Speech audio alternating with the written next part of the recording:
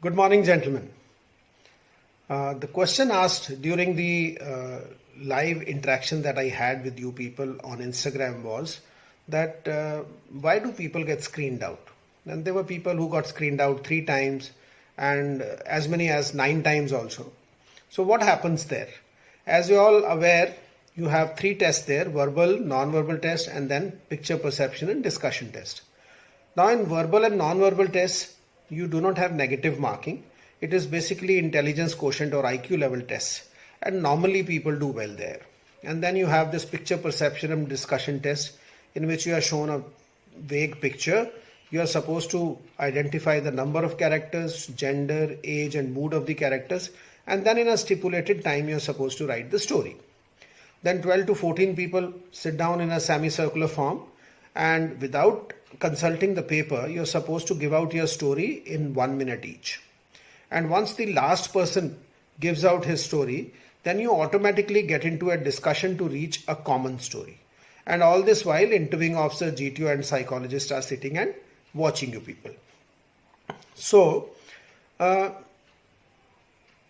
before I go further, this screening test was introduced about 25 years back in SSB. When we started having these entries where there was no written test involved, like you have UES entry, TGC entry, NCC special entry. So there is no filtration which has taken place. And we used to get candidates who got 90-95% marks in state boards, and he was not even able to speak a word and express himself properly. And there was no provision for the candidates to be sent back mid-course or in the midway from the SSB. So we had to tolerate that candidate for the 4 days, because earlier SSB used to be 4 days, and that is how this 5th day was introduced.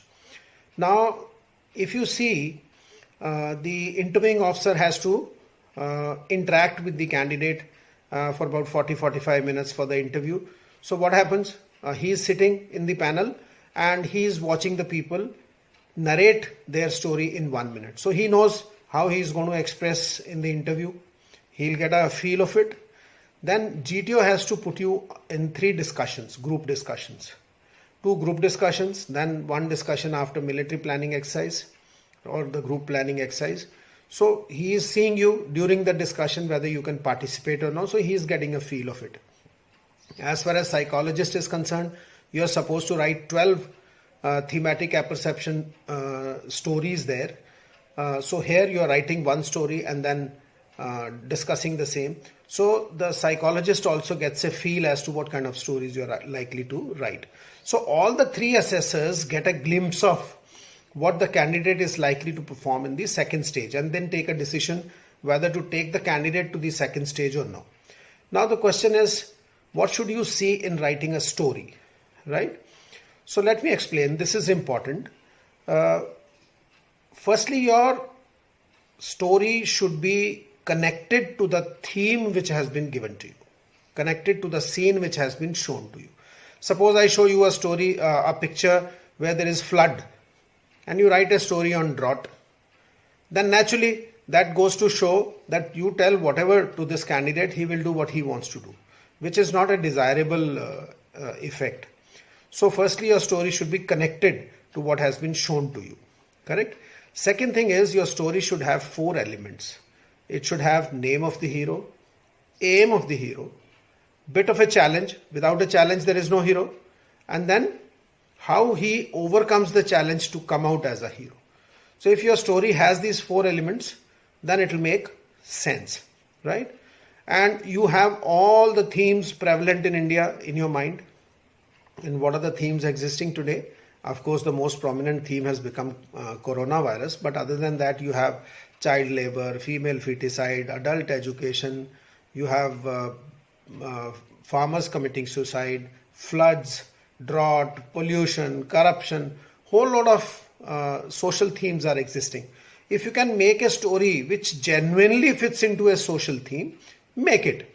But if it doesn't fit in there, don't unnecessarily bring that social theme into the picture and write a story about it. Okay? But try and remember that those 4 elements that I recounted, every story should have that. Okay? And once you've done that, Then is the spoken English part. That I have already covered in one of my videos, how you can improve your expression. And then do participate in the discussion. Because unless you participate in the discussion, I do not know what is there in your mind. So if you participate, then only I'll be able to assess you. And that fish market thing, that is purposely created there to find out a glimpse of your real personality. When do we behave? When do we behave naturally? When somebody is not, when no one is watching us. Or if I have to see the real character of you, I should see you when you are fighting with somebody and no one is watching you. Then your real character will come out. But I cannot make you fight there, obviously.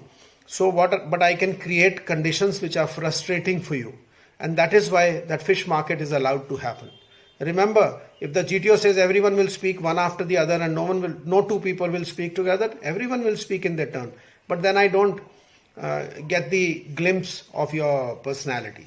So that is the reason that fish market is allowed to be created. So don't bother about the fish market. You convey your points, be cool and calm, convey your points in a very logical manner. Do not repeat the points, but keep giving point after point and then participate in the discussion. And I'm sure it will help you get screened in. That's it for today. Thank you. Jai Hind.